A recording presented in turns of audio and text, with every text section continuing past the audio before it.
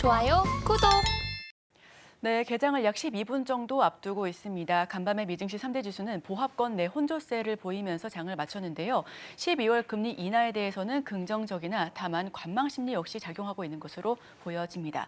자, 그렇다면 어제 우리 증시는 어떻게 마감이 됐는지 화면을 통해서 살펴보겠습니다. 반가운 외국인 수급, 여기서 그러나에 조금 더 주목을 해보셔야겠습니다. 어제 우리 증시는 외국인과 기관의 동시 순매도 속에 순매수 속에서 2% 넘는 그리고 2% 가까운 상승 흐름을 보여줬었습니다. 다만 오늘 새벽 사이에 비상계엄이 발표가 되면서 밤사이 굉장히 환율도 요동쳤었고요. 풋옵션과 여러 가지 자산 시장에서 굉장히 나쁜 모습들이 포착이 됐습니다. 여기에 더해서도 계속해서 저희도 이야기를 팔로우업하고 있으니까요. 함께 살펴봐 주시면 좋겠고요. 자, 그렇다면 어제장 이슈 체크해야 될 부분들 하나하나 살펴보겠습니다. 첫 번째 페이지입니다. 자, 먼저 첫 번째 페이지는 미국 흐름도 살펴봐야 될 것 같습니다. 크리스토퍼 윌러 연준 이사가 12월 금리 인하를 지지한다라고 소식을 전해오고 있습니다. 현재 미국의 기준 금리와 우리나라의 한미 금리 차를 살펴보시면 1.75% 수준인데요.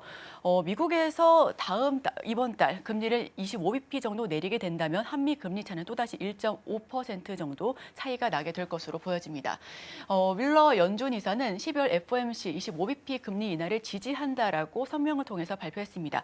그 배경도 함께 짚어보시면요. 경제 지표와 인플레이션이 2%까지 하락할 것이다라는 전망이 나오고 있다라고 이야기를 하고 있는 건데요. 물가 지표 역시 계속해서 견조한 흐름을 보여주고 있고 추가적으로는 계속해서 나오고 있는 고용 지표 역시도 견조한 흐름을 보여주고 있기 때문에 우리는 12월 금리 인하를 단행할 수 있겠다라고 표시한 겁니다. 다만 이렇게 계속해서 미국 증시가 강한 모습을 이어지게 된다면 내년도 여름쯤에는 다시 한번 금리 인상에 대한 피벗이 나타날 수 있다라는 부분 역시도 전망을 통해서 함께 제시를 했습니다. 이 부분까지도 참고를 해주시고요.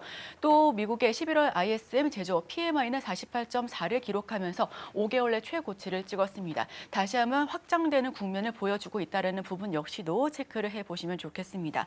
반면 일본의 금리 인상이 압박했다라는 소식에 또다시 엔캐리 청산에 대한 공포감이 나타나고 있는데요.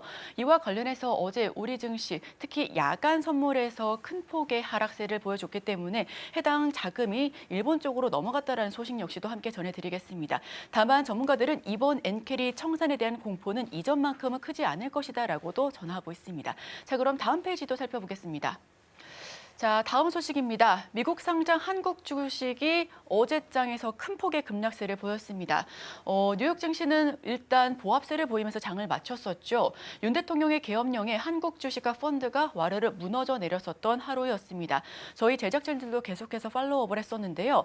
로이터는 이에 대해서 비상계엄을 선포하는 것 민주한국에서 큰 충격이다라고 헤드라인을 장식했었고요. 추가적으로 CNN과 CNBC 역시 현대 민주주의의 가장 큰 극적인 결정이었다 라고 충격을 표하고 있습니다. 또 여기에 더해서 국회에서 계엄령 해제 후 한국 기업 주가가 회복세를 보여주고 있다라고는 하고는 있지만 백악관에서 안심하고 있다라는 표현을 쓰긴 했습니다만 계속해서 펀더멘탈의 충격은 오고 있다라는 부분 역시도 함께 짚어보셔야겠습니다. 자, 그럼 다음 페이지도 살펴보겠습니다. 자, 이번에는 국내 소식으로 넘어가 보시죠. 반도체를 막자 원료로 반격하고 있는 미중 갈등 계속해서 심화되고 있는 양상입니다. 중국은 갈륨 등 이중 용도, 즉 민간과 군수에 함께 쓰일 수 있는 용도 품목 중 미국 수출 통제, 미국 반도체 제재에 보복하겠다라고 어제 선포를 했습니다. 갈륨과 게르마늄은 중단하고 흑연은 최종 사용에 대한 엄격한 심사를 받아야 될 것이다라고 엄포를 놨는데요. 여기서 갈륨과 게르마늄은 반도체와 전자기기, 통신 장비에 모두 쓰이는 원료로 활용되고 있습니다. 즉 정말 폭넓게 활용되고 있는 부분이죠. 미중 AI 반도체 패권 경쟁에 정작 한국 반도체의 직격탄이 나오고 있다라는 소식 역시도 전해드립니다. 여기서 핵심은 HBM인데요. 고대역폭 메모리라고 불리고 있죠. 삼성전자는 사양이 낮은 HBM을 중국에 수출하고 있습니다. SK하이닉스 같은 경우에는 미국향의 매출만 나오고 있지만 삼성전자 같은 경우에는 중국 역시도 보고 있기 때문에 이 부분은 충격을 안 받을 수는 없겠습니다. 그 비중이 낮다고는 하나 그럼에도 불구하고 이 부분은 계속해서 팔로우업을 해야 할 것으로 보여지고 있습니다. 자, 이렇게 어제장 움직였었던 이슈 그리고 오늘 새벽 나왔었던 미국 이슈까지도 함께 살펴봤습니다. 어제 시간 외에서는 어떤 움직임을 보였는지 이가은 앵커와 함께 하시죠.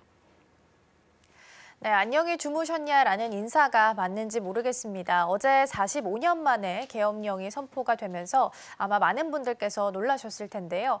6시간 만에 일단은 해제 조치가 되긴 했습니다만 이 내용을 소화하는 데까지는 아마 시간이 걸릴 것으로 보입니다. 어제 시장에 반등이 좀 나왔기 때문에 더 아쉬운 부분도 있는데요. 어제 외국인은 현물과 선물 모두 매수 포지션 찍혀 있었고요. 특히 선물에서 많이 들어왔습니다. 그렇기 때문에 지수를 올려야 했고 현물 시장 안에서 어떤 걸 살까 고민을 하다가 낙폭 과대 종목들 그리고 시총 상위단 위주로 담아가면서 지수 플레이를 하는 모습을 보였습니다. 오늘 시장 우려가 되긴 합니다만 대비 함께 해봐야 될 것 같은데요. 오늘은 반도체 관련해서 흥미로운 기사 하나 준비했습니다. 함께 보시죠.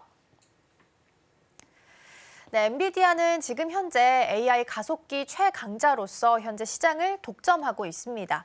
그런데 이 독주를 깰 만한 위협 요인들이 나타났다라는 기사가 보도가 됐는데요.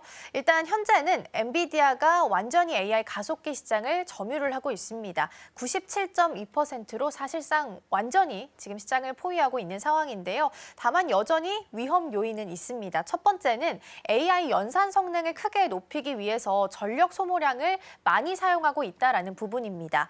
지금 호퍼 시리즈만 보더라도 450에서 700와트 정도의 전력을 소모하고 있는데요.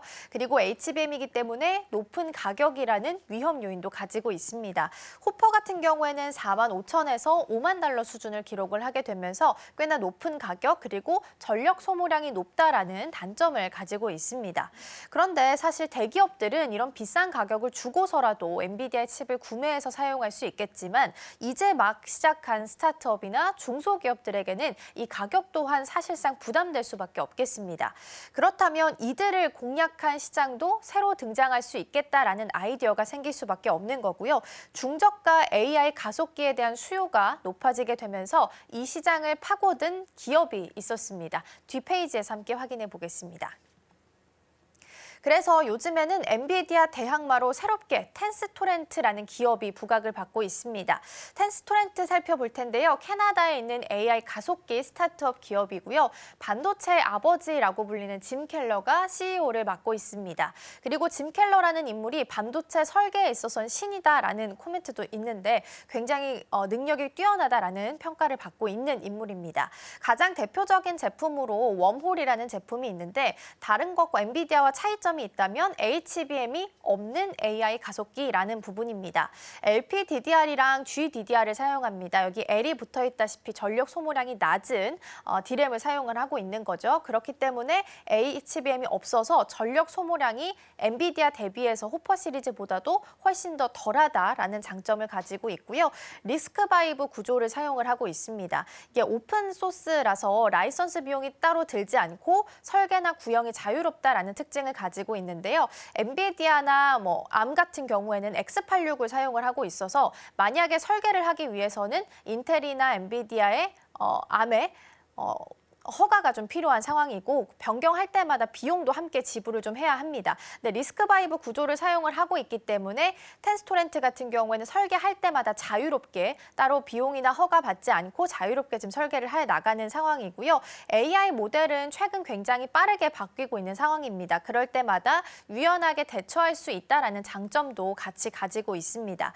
그래서 텐스토렌트에 대한 최근 시장의 관심이 좀 높아지고 있는 상황입니다. 가격 같은 경우에는 패키지 상품을 구매한다 하더라도 엔비디아 대비해서는 3분의 1 수준을 기록을 하고 있고요. 앞서서 말씀드린 것처럼 HBM 대신에 LPDDR이랑 GDDR을 사용하고 있기 때문에 전력 소모량도 훨씬 더 적은 편입니다. 그리고 어제 나왔던 기사인데요. 삼성전자랑 LG전자 그리고 현대차 그리고 플러스 퀄리타스 반도체까지 지금 텐스토렌트에 지분 투자를 시작을 했다라는 소식도 같이 전해지고 있습니다. 엔비디아가 시장을 독주하고 있지만 중소기업들이나 스타트업 기업들을 좀 대상으로 해서 지금 틈새 시장을 공략하고 있다라는 소식도 같이 전해지고 있으니까 이 기업도 최근 들어서 관심받고 있는 만큼 함께 체크해 보시면 좋을 것 같습니다. 자, 그럼 계속해서 오늘 시장 대비해 보겠습니다. 예상 체결 지수부터 함께 살펴보도록 하겠습니다. 네, 오늘 코스피와 코스닥 일단 양시장 모두 2% 정도 밀리면서 출발할 것으로 예상되고 있습니다. 아무래도 어젯밤에 있었던 계엄령 소식이 있었기 때문에 이를 소화하는 과정은 반드시 필요할 거고요. 환율이 치솟았기 때문에 당연히 수급상 외국인의 회피 물량이 나올 수밖에 없는 상황입니다. 단기적으로 봤을 때는 변동성이 있을 수밖에 없는 상황이고요. 오늘 출발도 쉽지는 않아 보입니다. 2%대 하락률 기록할 것으로 보이고요. 2448선 671선에서 출발 준비합니다. 자, 그럼 계속해서 시총도 함께 살펴보겠습니다.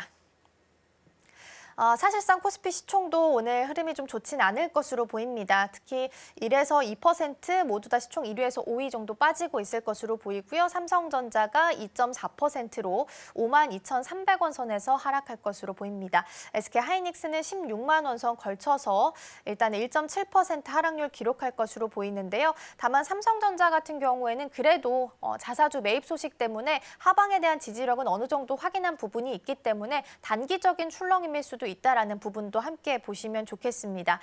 그래도 금리 인하 이야기 나오면서 삼성바이오로직스도 꽤나 잘 가는 흐름 보였었는데 오늘은 1.4% 정도 하락할 것으로 예상되고 있습니다. 코스닥 함께 살펴보시죠. 네, 코스닥은 알테오젠부터 리가켄바이오까지 자리하고 있고요. 역시나 코스닥이 코스피 대비해서는 더 많이 빠지는 모습 보입니다. 그래도 알테오젠이 1% 그나마 좀 선방하는 모습 보이면서 32만 원 선에서 출발 준비하고 있고요. 3%대로 에코프로 BM과 에코프로 하락하면서 출발할 것으로 예상되고 있습니다. 오늘 시장 쉽지 않아 보입니다. 변동성이 보일 수는 있겠지만 펀더가 튼튼한 종목들 위주로는 다시 한번 좀 보시면 좋을 것 같습니다. 일단 오늘 시장 문 열고 다시 돌아오도록 하겠습니다. 지금 바로 구독을 눌러보세요. 실시간 경제 뉴스, 투자 전문가들의 다양한 시황과 정확한 분석, 또 알찬 투자 정보까지 신뢰할 수 있는 저희 서울경제TV와 함께하세요.